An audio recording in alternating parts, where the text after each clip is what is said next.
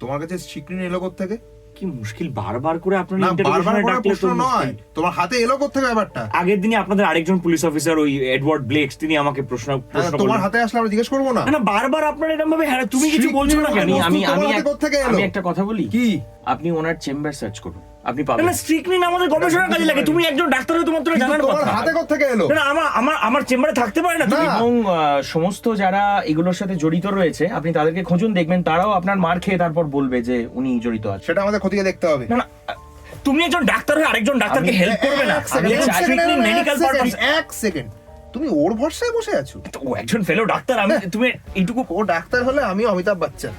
না, না, ও ডাক্তার হতে পারে কিন্তু সায়ন কারুর নয়। সায়নের উপর ভরসা করে আমার ভুল হয়েছে, তোমার উপর ভরসা করে ইন্টারোগেশনে আসা। সবাই চলে গেল।